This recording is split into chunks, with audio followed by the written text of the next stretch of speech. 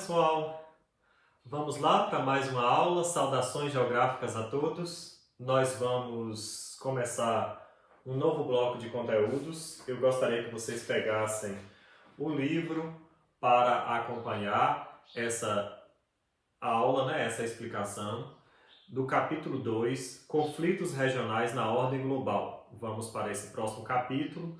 A aula está entre as páginas 30 e 34. No final da explicação dessa primeira parte do conteúdo, estarei apresentando a nossa proposta de atividade para essa semana, ok? Vamos prestar atenção e acompanhar aí. É bom que vocês acompanhem com um bloquinho de anotações, que registrem, porque a atividade lá no final vai exigir isso, entendeu? Então é bom que vocês registrem direitinho os pontos principais, as dúvidas que vocês que forem surgindo durante a explicação, para depois a gente dar as devolutivas, né? Vocês podem entrar em contato comigo aí no privado para discutir sobre a aula, certo? Vamos acompanhar aqui nos slides? Prontinho, meus queridos. Então vamos acompanhar a nossa aula, né? Iniciar esse novo bloco de conteúdos, conflitos regionais na ordem global. Nesse primeiro capítulo aí sobre geopolítica dos conflitos, vamos falar um pouquinho dos conflitos de uma forma geral. No próximo, a gente vai especificar os conflitos nas várias regiões do planeta. Para início de conversa, nós temos este gráfico com essa imagem aí do Pentágono dos Estados Unidos. O Pentágono, gente, é o centro do poder administrativo e diplomático dos Estados Unidos, onde fica o centro aí do governo norte-americano. Então, a gente tem deste lado vou pegar aqui o marcadorzinho, deste lado aqui, ó, nós temos este gráfico que está mostrando aí a participação nos gastos militares globais em 2013.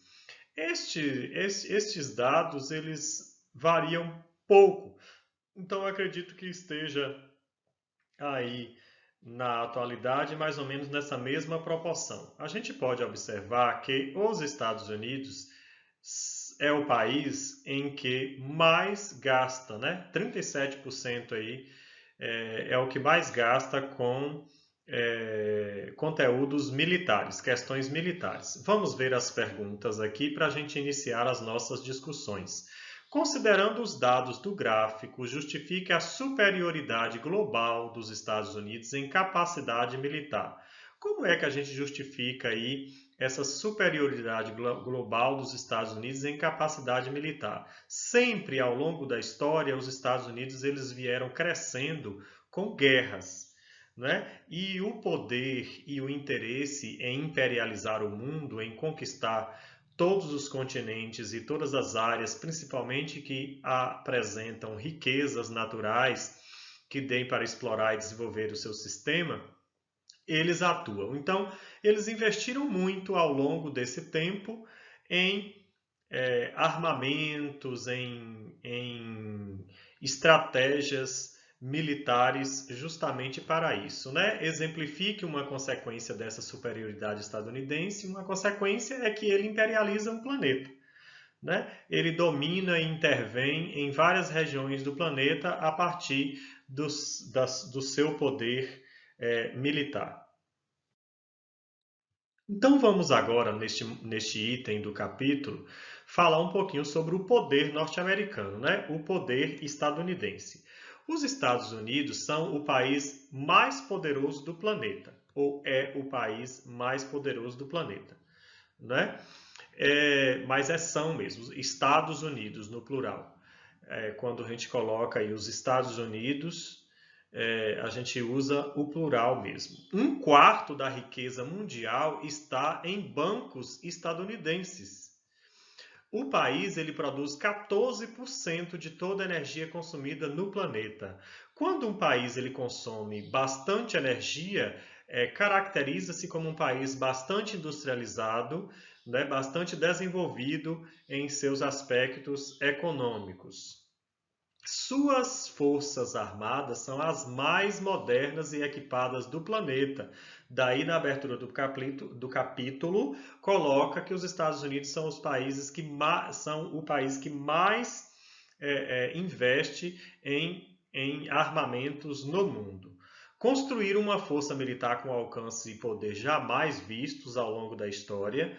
É o centro do capitalismo mundial. Os Estados Unidos é a principal potência econômica mundial, apesar da China estar crescendo e evoluindo. O crescimento econômico da China é bem maior do que o norte-americano, mas ainda os Estados Unidos é a primeira potência. A partir da década de 1990, os Estados Unidos expandiram as bases militares para todos os continentes. Essa aí foi a era Bush, o Bush velho, o pai de George W. Bush, que a gente vai ver aí logo à frente na aula. Então, nessa era do Bush velho, ele expandiu, de certa forma, essas ações militares, intervenções para todos os continentes do planeta. Realizaram diversas intervenções militares neste período aí. Aqui nós temos um mapa dos Estados Unidos, intervenções militares de 1798 até o ano de 2010.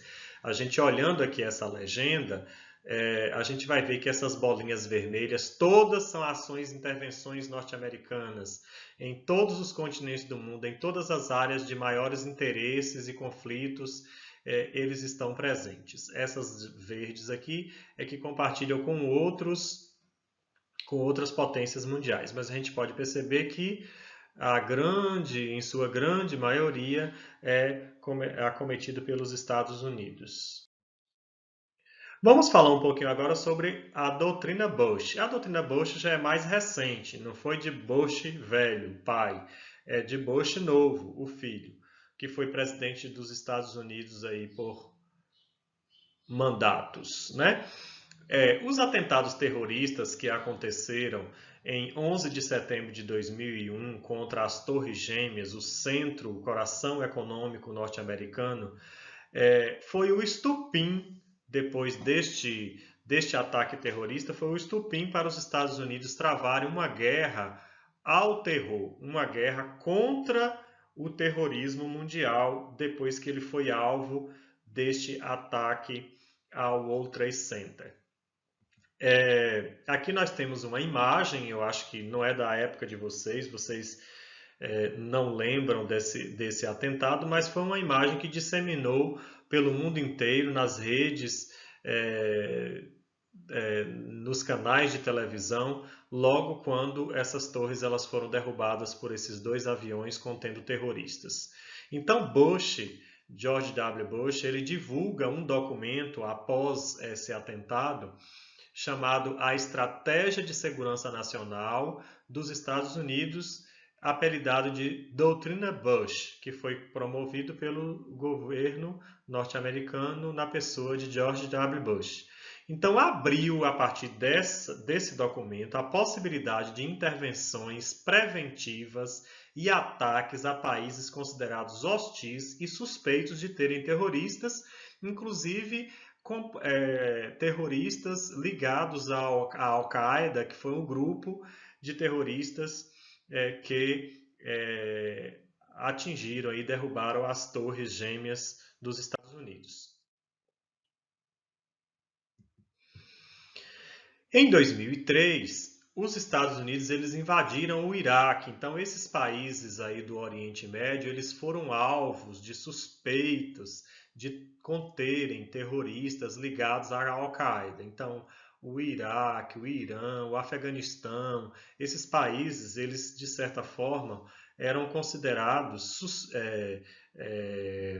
hostis, eram considerados, vamos dizer assim, de risco para novos ataques aos Estados Unidos. E os Estados Unidos eles passaram a perseguir e a invadir esses países também no pretexto de implantar governos pró-americanos ali, porque é uma área de grande estratégia para a extração e o escoamento do petróleo uma vez que essa região é riquíssima na produção desse recurso mineral tão cobiçado pelos Estados Unidos e por outras potências.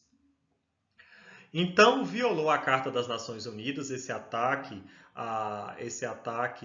ao Iraque, né? Não contou com o apoio da Organização das Nações Unidas, então por isso considerado uma violação.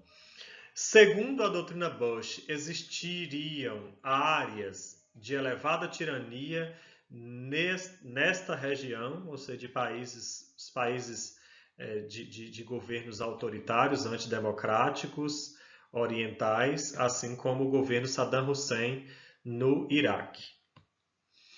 A Coreia do Norte também, neste período, estava desenvolvendo a indústria nuclear. Em 2003, eles anunciaram ter bomba atômica. Então, a Coreia do Norte foi retirada do Tratado de Não Proliferação Nuclear estabelecido pelos Estados Unidos, né? Só mesmo, diga-se de passagem, os Estados Unidos eles podem produzir armas nucleares, mas com esse tratado em nenhum outro país poderia. Estranho, né? A zona de forte instabilidade para os interesses estadunidenses concentra-se no Oriente Médio. Como eu disse para vocês, esses países apresentam uma instabilidade geopolítica muito grande porque há disputas de territórios, disputas de riquezas, não é? Fortes sentimentos nacionalistas afloram ali naqueles estados e antinacionalistas também. Então, eles acabaram nacionalizaram seus recursos naturais, de certa forma, fechando mais o cerco contra as grandes empresas e ações dos países estrangeiros nessa região. Daí, grandes preocupações geopolíticas das grandes potências para aquela região e principalmente dos Estados Unidos. Aqui nós estamos vendo, né, a região do Oriente Médio a qual eu estou falando. Um mapinha aqui do Oriente Médio, os países do Oriente Médio, né, aí coloridos aí nessa imagem, nesse mapa. Então vamos agora falar um pouquinho sobre as mudanças na política externa norte-americana, né? Em maio de 2011, os Estados Unidos ele anunciou a morte de Osama Bin Laden, que era o grande procurado, que é o líder da Al-Qaeda, né? Responsável pelo mandato, a suspeita de responsável pelo mandato do atentado terrorista. Então, 10 anos depois, conseguiu capturar Osama Bin Laden e matar Osama Bin Laden. Barack Obama, que era o presidente no momento, concretizou a retirada das tropas estadunidenses do Iraque, certo? Barack Obama foi um diplomata, um presidente que levou essas negociações com os países de forma mais harmônica, mais no diálogo, diferente de Bush, que era de uma linha radical, autoritária. Então, as ações de Obama, elas representaram uma mudança no poder hegemônico dos Estados Unidos, um cara mais democrático, de decisões mais cautelosas e também de negociação com os outros países. Então, a doutrina Bush, no período da doutrina Bush, as negociações eram feitas de forma coercitiva, impondo as formas de negociação sem diálogo a partir de atos mais autoritários, vamos dizer assim. Então, Barack Obama, ele passa a fazer negociações com mecanismos de persuasão, né, de diálogo, a expressão soft power, que significa um poder light, um poder leve, aí no inglês. Então, o envolvimento de vários países no engajamento a temas estratégicos foram desenvolvidos, inclusive aí nós temos uma imagem, né, aqui que há muito tempo não se via um presidente norte-americano encontrando com o chefe do poder político de Cuba, né? Aqui nós temos Raul Castro, irmão de Fidel Castro, que era o presidente de Cuba. Olha, gente, então essa aula nós paramos aí na página 34 e tem essa atividade para vocês fazerem. É uma atividade simples, uma atividade bastante pessoal. Vocês vão assistir a aula aí com bastante atenção, elaborar um relatório da aula que você acabou de assistir, da videoaula, né? O relatório ele deve ser elaborado por meio de um texto descritivo. Você descreverá os aspectos abordados e aprendidos por você na videoaula.